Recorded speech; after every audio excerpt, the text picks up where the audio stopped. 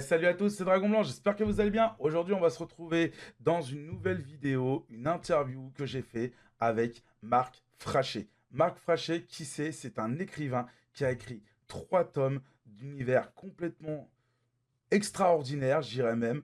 Il a créé également un one-shot que je vous mets tout ici. Le nom de cet livre, ça s'appelle Incarnatis. Incarnatis, c'est vraiment une aventure qui peut vous transformer, qui peut vous transporter, excusez-moi, très très loin. Et franchement, moi en tout cas, j'ai vraiment aimé rencontrer cet écrivain, cette personne en question que j'ai eu l'occasion d'interviewer, où ça s'est passé super bien. Alors justement là-dessus, je préfère vous prévenir que si vous entendez un petit peu de son, on va dire, élevé ou aigu dans la vidéo, ça sera tout à fait normal. Derrière, il y a eu quelques petits retouches au niveau du son. Voilà, parce que c'était horrible. Son stand était à côté de la scène à la Geek Life et il faut savoir qu'il y avait trop de bruit. Il y avait énormément de bruit. Des moments, c'était calme, des moments, ça parlait et tout. Bah, après, on est dans une convention, c'est normal qu'il y ait du bruit. Donc voilà, en tout cas, moi, je vous laisse avec cette interview. Je vous fais de gros bisous et je vous dis à la fois prochaine.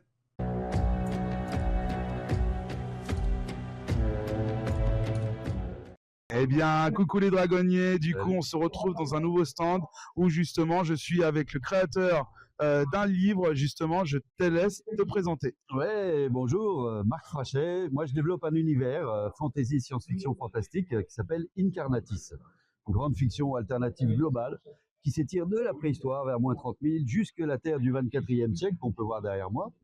Et c'est à découvrir dans des livres augmentés, des romans qui vont conjuguer les médias pour raconter l'histoire et prolonger l'immersion. Concrètement, en cours de lecture, on va pouvoir scanner des QR codes, disposer là où il faut dans le récit pour renforcer la narration, qui vont nous permettre d'écouter des musiques, majoritairement symphoniques, composées pour accompagner la lecture de certaines scènes, d'écouter des récits et des scènes audio additionnelles, jouées par des comédiens de doublage, avec des voix que vous reconnaîtrez certainement. Hein. Dans la trilogie, il y a 52 médias additionnels, 22 voix, dont une bonne quinzaine très connues. On va aussi avoir accès en cours de lecture à des illustrations 2D, mais aussi des visuels immersifs à 360. Et on pourra aussi manipuler quelques objets en réalité virtuelle avec précaution parce qu'ils sont magiques. Donc 52 médias qui vont se conjuguer au texte pour raconter l'histoire, prolonger l'immersion et nous envoyer un peu plus fort dans l'univers Incarnatis. Mais j'ai une question. Qui, est- qui a eu l'idée de faire ça? Comment ça s'est venu de partir ce genre d'aventure? Qu'est-ce qui t'a inspiré en fait? Alors, à la base, bon, j'aime raconter des histoires, alors pas que pour justifier mes absences à Oui, l'école, bien hein, quand sûr. j'étais petit. Oui, J'ai commencé en musique à l'âge de 15 ans, à composer et tout ça. À d'accord. 17 ans, j'ai découvert le jeu de rôle. C'était en 87, hein, Ouais. hier, donc. Et là, je me suis dit, wow, c'est génial, on peut créer un monde et le faire vivre avec des personnages et des histoires. Et donc, en bon ado, je me suis lancé dans faire le monde et ça ne m'a pas quitté. Sauf que, plutôt que de me dire, je vais faire un livre, je me suis dit, je vais faire des livres. J'avais jamais écrit de livre. Des bandes dessinées, je savais pas dessiner, je sais toujours pas dessiner. Des musiques, ça j'avais déjà testé un peu avant. Ouais. Et des récits audio. Donc, je me suis lancé dans une espèce d'usine à gaz. Et du coup, tout est parti de là en fait. Tout est parti de là et ça m'a permis de créer un univers original qui s'appelle Incarnatis. Ouais. Et 23 ans plus tard, après des différentes tentatives, de l'apprentissage, des collaborations, enfin j'ai appris plein de choses, Ouais. j'ai lancé le projet de trilogie de romans augmentés que j'ai mis 12 ans à réaliser. J'avais l'histoire en tête, mais en fait j'avais surtout le film. D'accord. Comme je ne sais pas faire les films et encore moins les blockbusters, Ouais. je me suis dit, je vais faire des livres, mais dedans, je vais mettre autre chose. Et je vais concevoir l'histoire avec tous ces médias pour vraiment immerger. Donc du coup, c'est là où c'est venu de faire ces romans justement, de partir là-dessus. C'est ça. Et du coup, ça n'a pas été, je veux dire, d'une certaine manière compliqué, je veux dire, de recruter, je veux dire, une équipe d'acteurs, etc. Ça, c'est une grande histoire. Ouais. Ça a été assez compliqué, ça a mis du temps. Alors, pas forcément compliqué, non. En fait, j'avais une voix en tête pour incarner le personnage d'Ethelior. D'accord. Qui est un des archétypes de l'univers Incarnatis. Hein, c'est le gros Bill, on va dire. Ouais. Et j'avais qu'une voix en tête pour incarner, c'était la voix française de Morgan Freeman, à savoir l'acteur Benoît Alman. Oui. Ben Benoît, en fait, j'ai réussi à trouver son numéro sur Internet. Oui. Je l'ai appelé la première fois, c'était en juillet 2013. Il partait en vacances avec Delphine, sa femme. Et ben, il s'est arrêté 1 heure et demie pour discuter avec moi du projet. Ah Il oui. a fait complètement kiffer. Et du coup, ouais, il a Et bien kiffé, sûr, il a participé. ça a fait l'effet domino derrière ou Alors oui, oui et non, parce qu'il y en a d'autres. Il y a Odile Schmidt qu'on a rencontré aussi. Certains nous ont ouvert des portes vers d'autres comédiens. ouais, Donc dans le premier bouquin, il y a 3 comédiens. d'accord. Dans le second, il y en a 6. Il y a Ah oui, notamment une rencontre avec Thierry Desroses qui a regardé le truc. On sortait ça de l'a studio. intéressé. J'avais un prototype du livre. Il a dit c'est génial, je veux en être. Ouais. Alors moi, j'étais un peu sur le cul. J'ai dit bon, je vais Ouais, réfléchir. ça a été la surprise, quoi. Et carrément, carrément. Et moi, j'avais encore jamais rien sorti. Hein. Et donc, tu as Thierry Desroses qui dit ouais, je vais être de l'aventure. Ah oui, donc, Je dis ok, je vais réfléchir. Et ben en fait, j'ai créé un personnage spécialement pour lui qui apparaît dans le Ok. deuxième tome et qui est après dans les suivants. J'ai mis 2 ans à le faire quand même. Hein. oui, bah oui, ça a été, pas à mon avis, beaucoup de travail à faire. C'est ça. J'ai lancé un casting aussi pour incarner la voix du méchant par Alex. Ok, On a reçu, je sais plus, 15, 20 propositions ou plus. d'accord. Alors, j'ai pas trouvé la voix que je voulais pour ça, mais ça a fait émerger Julien Escalas, qui est multitalentueux, chanteur de Magoyo, Ouais, je vois. et tout. Hein. Et en fait, j'étais en salon, c'était à Livre Paris 2018. Ouais, J'avais comme voisin Francis Lalanne. ouais, ok, Pendant jusque-là. 5 jours, on est resté côte à côte, on a pu sympathiser, discuter.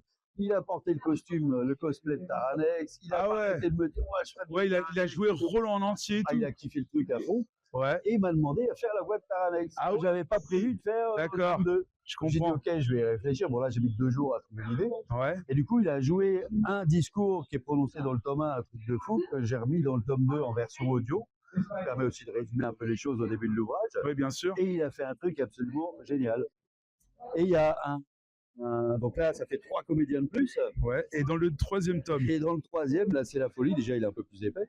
Et là, il y a 21 comédiens. Ah oui, d'accord. Donc, en gros, on passe du premier avec 3 comédiens, deuxième à 6, et le dernier tome, 21. 21. Ouais. Ah oui, d'accord. Et avec des médias audio de plus en plus longs. Ouais, donc là, on a en tout, on a les comédiens qu'on voit sur les panneaux justement ici devant, mais qu'on voit également recto verso aussi. Alors parce que en fait, il y a la trilogie est terminée, mais elle appelle une suite quand même. Et donc en attendant la suite, je me suis dit que j'allais m'amuser avec cet univers Incarnatis qui s'étire sur une période très large. D'accord. Et donc j'ai ouvert une nouvelle collection dans l'univers Incarnatis qui s'appelle les Chroniques d'Etelior. Ouais, tu m'en as parlé justement. C'est ça. C'est un. Le même Etelior qui est là. D'accord. Il a vécu très longtemps et qui va raconter des choses dont il a été témoin au fur et à mesure des millénaires. Ok. Et le principe de la collection, c'est un one-shot, une aventure à une époque. Donc celui-là, c'est le one-shot. C'est le premier. Tu m'avais parlé tout à l'heure, que j'ai regardé. J'ai lu 2-3 pages tout à l'heure, et c'est vrai qu'il est super bien illustré. Moi, en tout cas, je vous le conseille. Il est super intéressant à lire. Merci. En tout cas, moi, je le dis honnêtement, c'est le genre de livre qui pourrait réellement m'intéresser, qui pourrait limite, on va dire, de me déconnecter de la réalité et de me plonger dans le Ah, ben là, la lecture augmentée. Ouais, voilà, c'est ça, lecture augmentée et tout. Parce que c'est vrai que des livres comme ça, bah, c'est soit on aime, soit on n'accroche pas, soit on accroche. Et pour moi, c'est le genre d'univers que j'accroche direct. Parce que c'est pas des livres qui sont communs à lire. Donc ça, Exactement. franchement, j'ai vraiment le one-shot, j'ai eu 2-3 pages, ça m'a vraiment intéressé. Et celui-là, il est super sympa, l'histoire est vachement sympa. Bah, j'ai lu juste les 3 premières pages et franchement, ouais, on est au super 18e siècle, mystérieuse enquête, ambiance cap et épée, Sarbacane et éprouvette sur fond d'alchimie et de complot contre la France. Ouais, bah oui. Et où on va suivre en fait un personnage très connu qui s'appelle Antoine Laurent de Lavoisier, père fondateur de la chimie moderne, hein, rien de secret, tout se transforme, c'est lui, mais quand il était adulte. Là, il a 17 ans. Et à 17 ans, bon ado, il s'intéresse à tout, il veut explorer les choses. Ouais, et il y a la curiosité qui mène à la connaissance. À la connaissance, bien sûr. Et à l'expérience. Et donc, il va se mettre en tête de prouver que le comte de Saint-Germain, mystérieux personnage qui a vraiment existé, hein, qui défrait la chronique à l'époque en se prétendant immortel et alchimiste, Lavoisier va se mettre en tête de prouver qu'il l'est bien ou pas. Et se lancer dans une enquête sur le comte de Saint-Germain. Et là, il va se passer plein de choses, je vous dis pas quoi. Hein. L'ouvrage est également augmenté, hein, il y a une quinzaine de médias, 47 minutes d'audio. Oui. Et d'ailleurs, à cette époque-là, l'histoire de France officielle n'a pas retenu cet épisode parce qu'il est trop empreint de sciences arcaniques, de magie. Oui, bah oui. Mais le royaume de France a été victime d'une attaque non conventionnelle, on va dire. Ouais, jusque-là, je te suis. Et donc, suite à ça, Louis XV et son ministre Choiseul vont prendre des mesures créer quelque chose que je peux pas trop spoiler, mais Bien évidemment, pour éviter de spoiler les téléspectateurs, c'est normal. exactement. Mais un siècle plus tard, ça va avoir des incidences sur la société et ça va notamment avoir une incidence sur un monsieur qui s'appelle Phileas Fogg, Ah, qui est Phileas le héros Fogg, le du Tour du monde en 80 jours. 80 jours. Alors, pourquoi Bien je dis sûr, ça c'est un classique. C'est parce que donc j'ai écrit 4 ouvrages originaux, Oui, mais mon prochain, il n'est pas de moi. En fait, il est d'un petit jeune qui débute, qui s'appelle Jules Verne. Hein. Et l'idée, c'est d'augmenter le tour du monde en 80 jours. Ça veut dire quoi?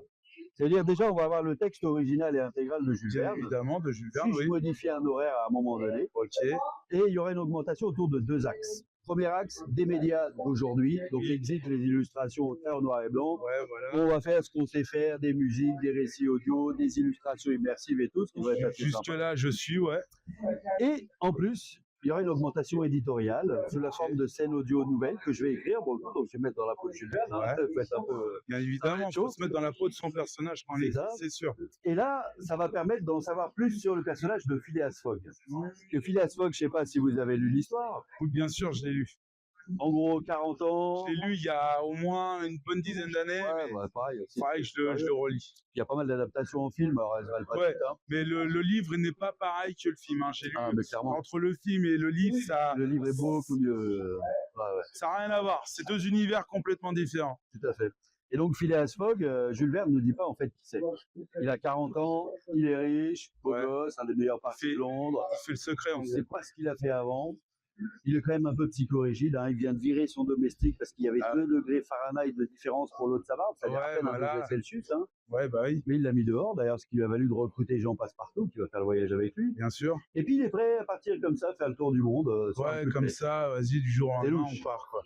Donc j'ai cherché dans mes archives imaginaires secrètes, Ouais. et j'ai trouvé des choses sur Jules Verne, enfin sur Phileas Fogg, qui donc sont liées à ce qui s'est passé après Incarnatis Saint-Germain au XVIIIe siècle. Bien sûr. Et on va découvrir ça donc sous forme de scènes audio additionnelles intégrées au roman de Jules Verne. D'accord. Ah oui, il y a quand même vraiment une bonne histoire, bien profond et tout. C'est ça. Il y Bah, a en une tout cas, j'ai vraiment hâte. Incarnatis. En tout cas, j'ai vraiment hâte de voir ta prochaine illustration. Alors là, on la verra si la campagne de financement. Bien évidemment, c'est sûr. Mais Chaque livre. franchement, vu les comédiens et au niveau de tes romans qui sont super bien, moi, je pense que c'est faisable.